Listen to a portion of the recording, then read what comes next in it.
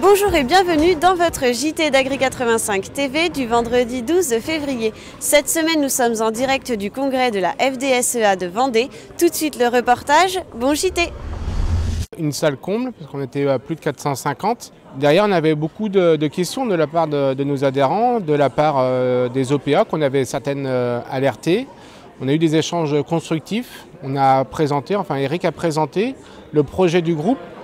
Qu'est-ce que la FDSEA souhaitait, quelles manifestations on mettait en place et vraiment notre leitmotiv, comment on voulait construire le prix demain. On a vécu un moment fort et important vendredi 29 janvier, qui s'est traduit par des rencontres avec des GMS comme Leclerc et des industriels comme la laiterie Montaigu. Les taux commencent à se refermer et on commence à connaître ceux qui ne jouent pas le jeu. Alors maintenant, un peu de bon sens, s'il vous plaît, mettez-vous autour d'une table et contractualisez avec nous. Vous avez besoin de nous et nous avons besoin de vous. Des perspectives, il nous en faut aussi de la part de l'État, ou je dirais plutôt une réelle ambition politique, celle de remettre sur pied un secteur clé de l'économie et de l'export français. Alors s'il vous plaît, élus de gauche, de droite, du centre, ayez un minimum de bon sens. Vous avez un vrai rôle à jouer. Et je pense que vous aussi, vous avez besoin de nous, et nous avons également besoin de vous. C'est repasser le message, repasser, savoir où on va, parce que derrière, souvent dans l'entreprise, on manque de visibilité, de vision à long terme. C'est ce qu'on a voulu leur transmettre à tous nos adhérents qui étaient ici présents, c'est leur dire on a une feuille de route, on sait où on va, on sait pourquoi on y va, et donc derrière, soutenez-nous, aidez-nous à participer à ce projet, et j'espère qu'il répond aux vôtres.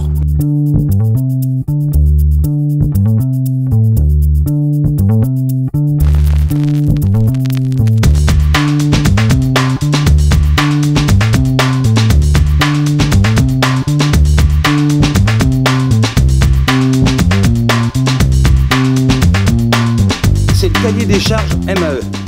La version 2015-2020 est vraiment lamentable. Nous n'aurions jamais pu penser un tel niveau de mépris pour notre métier de vrais agriculteurs. Mesdames, messieurs les élus, maires, conseillers départementaux, prenez vos responsabilités en adhérant à ce réseau afin de nous aider à promouvoir nos produits agricoles dans toutes nos restaurations hors domicile. Exemple, les cantines scolaires, maisons de retraite et par exemple aussi l'hôpital de La Roche-sur-Yon.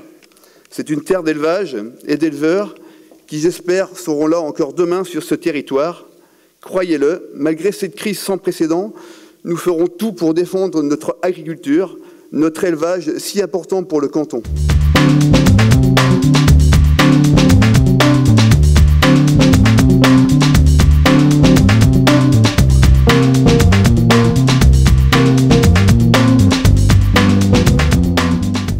PRIX. 4 lettres qui veulent bien dire ce que nous demandons. Eh bien non, là-haut, la traduction a augmenté le nombre de lettres pour arriver à PRIME. Ils avaient bien commencé la traduction jusqu'à la 3e lettre. Et après, on ne sait pas pourquoi, le X s'est transformé en ME. Leur éducation puritaine et chaste les a obligés à modifier cette dernière lettre. C'est possible, car avec l'expérience DSK, le X est banni.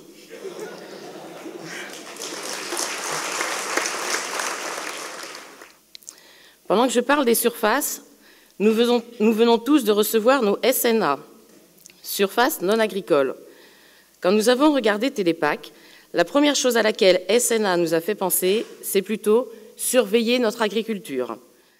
À l'aide, laissez-nous vivre, respectez notre travail. Doit-on porter plainte pour harcèlement, agression et atteinte à la santé mentale des agriculteurs? Combien faudra-t-il d'arrêts d'activité, de suicides, pour que notre cher gouvernement se réveille et prenne conscience du désarroi du monde agricole? Des informations vont vous être apportées, peut-être l'ont-elles été en cours de séance, sur les mesures que le ministre de l'Agriculture a rendues publiques ou est en train de rendre publiques, ou rendra publiques d'ici 5 minutes environ, mais qui en principe ont été communiquées aux organisations professionnelles nationales.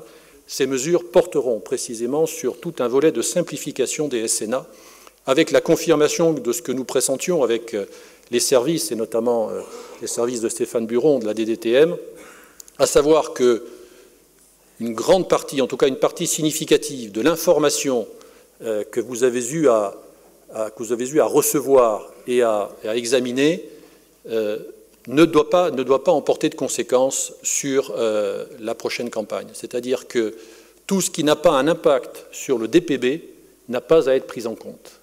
Et l'ASP, d'ici une semaine à 10 jours, va elle-même toiletter les informations auxquelles vous avez accès pour que vous n'ayez pas à vérifier tout ce qui n'a pas une conséquence significative sur les droits à paiement qui vont vous être alloués.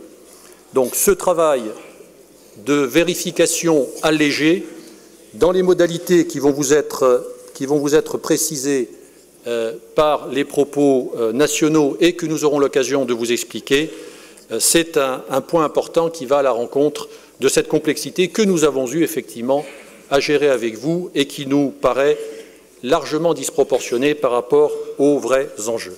Cet après-midi, les intervenants nous ont montré la confiance qu'ils avaient, la confiance qu'on pouvait leur accorder aussi, autant le conseil régional que le conseil départemental, ainsi qu'Éric Thirouin au niveau de la FNSEA nous a apporté aussi toute cette vision du travail dans l'ombre que la FNSEA crée à travers justement les normes qu'elle fait sauter, les avancements sur les dossiers d'environnement qu'il y a et que derrière les gens ne s'aperçoivent pas, mais c'est un travail vraiment de fourmi. Depuis les actions du 3 septembre et les annonces du Premier ministre à la suite de cette mobilisation sans précédent qu'on a eue sur Paris, le Premier ministre a déclaré qu'effectivement il n'y aurait plus de surtransposition franco-française en plus des normes européennes et que d'ici février il y aurait une nouvelle méthode de production des normes.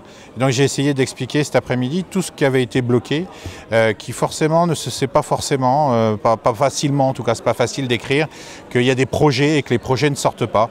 Voilà, il y a des projets sur les clauses filets, il y a des projets sur les opportunités des projets, voilà, ça parle pas ces termes-là, mais en fait, voilà, c'est des points très importants sur lesquels on bloque.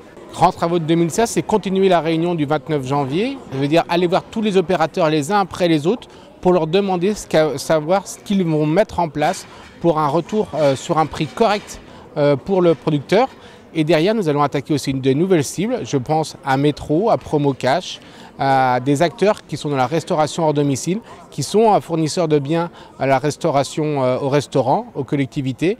Et ces gens-là, nous allons aussi les démarcher pour voir comment ils peuvent changer leur méthode d'approvisionnement et acheter plus du français avec un prix équitable.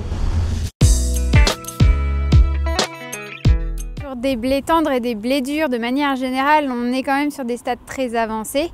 On compte à peu près 15 à 20 jours d'avance par rapport à des moyennes habituelles. Donc pour des blés tendres, on est à des stades talage.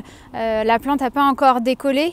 Donc aujourd'hui, au niveau pilotage de l'azote, on reste sans rien faire et on attendra le bon moment pour apporter les besoins à la culture. Au niveau de ce stade, il faudra quand même le surveiller, surtout si on reste avec des conditions climatiques qui sont à température élevée et puis avec de l'humidité qui sont favorables du coup à une croissance quand même assez rapide. Et pour les blés durs, pour des semis de fin octobre, les blés durs ont déjà commencé à décoller, donc on a observé des stades déjà à IPI 1 cm. Donc comme les besoins des blés à ce moment-là sont importants, il va falloir les accompagner dans leurs besoins azotés. Il va falloir leur apporter de l'azote juste avant des pluies pour que ce soit bien valorisé. Attention quand même à des fortes pluies qui peuvent entraîner du lessivage azoté et donc le blé n'aura pas la quantité apportée exacte sous ses pieds. Et il ne faudra pas non plus apporter une trop grosse quantité pour un premier apport afin d'éviter que le développement du blé dur se fasse trop rapidement et si on risque d'avoir des gelées du coup un peu plus tard dans la saison qui pourraient venir détruire le maître brun. Donc on a déjà des fortes pressions du piétin échaudage sur certaines parcelles de blé sur blé ou sur des parcelles où les céréales reviennent régulièrement. Donc là, même avec des traitements au SMI type latitude, les symptômes sont toujours là et donc du coup on aura des conséquences forcées sur le rendement. Après, au niveau des maladies du feuillage, sur du blé tendre, on observe de la rouille brune et de l'oïdium. Et puis sur certaines variétés très sensibles, on observe quelques pustules de rouille jaune. Donc pour cette maladie, il faudra quand même être très vigilant parce que c'est une maladie explosive et qui se développe rapidement avec des températures aussi élevées et humides. Et là, il faudra intervenir dès qu'on atteindra des stades épi 1 cm impérativement.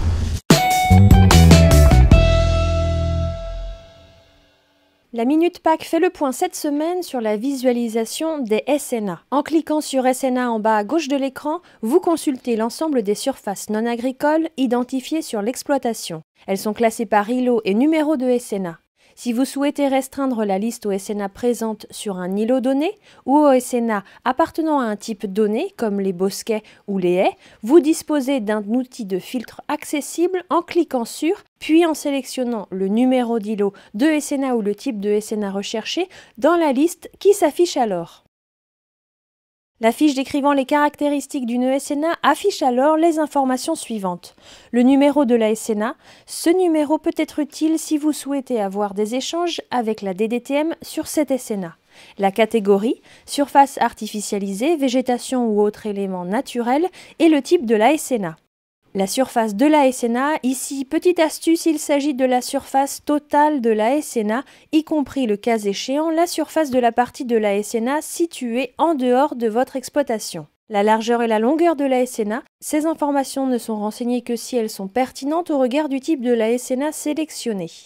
Le nombre d'arbres s'il s'agit d'une SNA de type alignement d'arbres, le détail des intersections de la SNA avec vos îlots et vos parcelles. Ce tableau indique pour chaque SNA à cheval sur plusieurs de vos îlots et parcelles les caractéristiques de cette SNA au regard de chaque îlot ou parcelle. Découvrez la semaine prochaine comment finaliser votre dossier SNA.